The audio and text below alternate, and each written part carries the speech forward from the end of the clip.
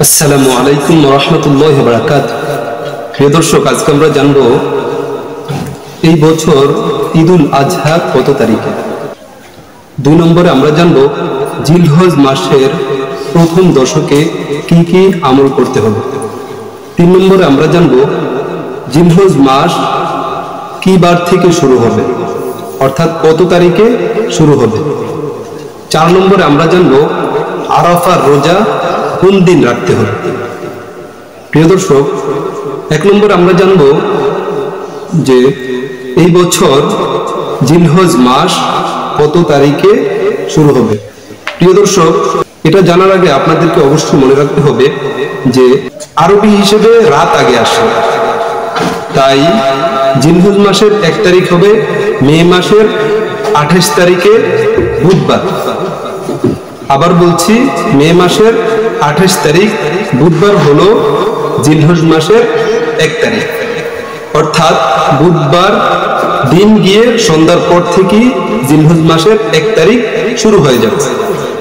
2 নম্বরে আমরা জানবো যে জিলহজ মাসের প্রথম দশকে আমরা কি কি আমল করব। প্রিয় দর্শক, এই মাসটা অত্যন্ত গুরুত্বপূর্ণ মাস। আপনারা নিজেও জানেন যে মহান আল্লাহ তাআলা এই মাসের ব্যাপারে কসম খেয়ে কোরআনের মধ্যে বলেছেন, ওয়াল ফাজরি ওয়া লায়ালিন আশর, ওয়াল ফাজরি ফজরের কসম, ওয়া লায়ালিন আশর এবং 10 রাতের কসম।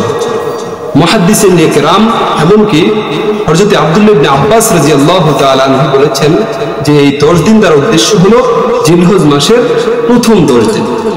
তাই এই 10 দিনের গুরুত্ব অনেক। বিশ্বনবী হাদিসের মধ্যে উল্লেখ করেছেন, মা মিন আইয়ামিন আহাব্বু ইলাল্লাহি মিন হাযিহিল আইয়াম, যে আল্লাহ তাআলার কাছে সবচেয়ে গুরুত্বপূর্ণ প্রিয় 10 দিন হলো জিলহজের প্রথম 10 দিন। তাই এই 10 দিনকে অত্যন্ত গুরুত্ব মনে করে আমাদেরকে আমল করতে হবে। তো এর মধ্যে আমরা কি কি আমল করব। 1 নম্বর আমল হলো, যদি কারো উপর হজ ফরজ হয়ে থাকে তাহলে সে হজ করবে। রাসূলুল্লাহ সাল্লাল্লাহু আলাইহি ওয়াসাল্লাম হাদিসের মধ্যে বলেছেন যে হজের মাধ্যমে আল্লাহ তাআলা বান্দার সমস্ত গুনাহ মাফ করে দেন।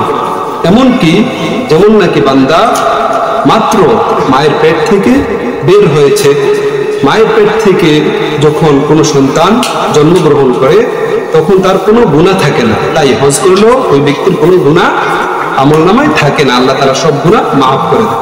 2 নম্বর আমল হলো এই দশকে বেশি বেশি আল্লাহ তাআলার জিকির করা। আল্লাহ তাআলা কোরআনের মধ্যে বলেছেন, ওয়ায়াযকুরুল্লাহা ফি আইয়ামিন মা'লুমাত, তারা নির্দিষ্ট দিনগুলোতে বেশি বেশি জিকির করবে। তাই আমরা এই দিনগুলোতে বেশি বেশি আল্লাহ তাআলা জিকির করব। এখন কথা হলো কি কি জিকির করবে।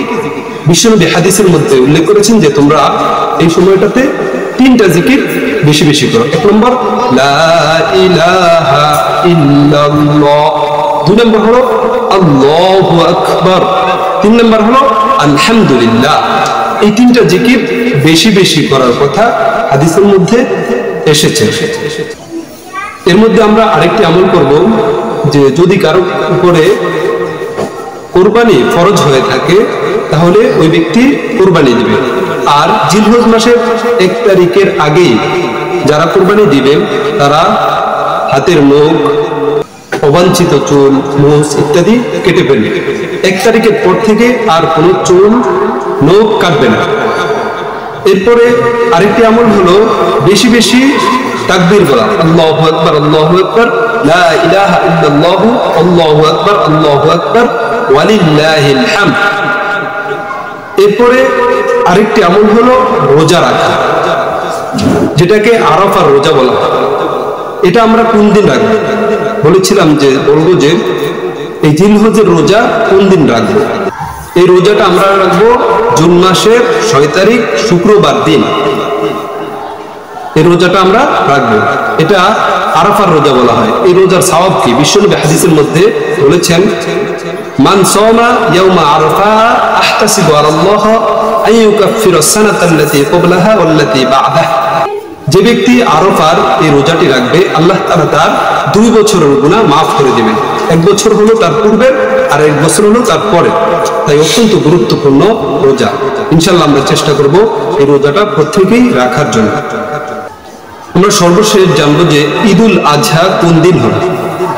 প্রিয় দর্শক, ঈদুল আজহা হবে জুন মাসের 7 তারিখ শনিবার দিন।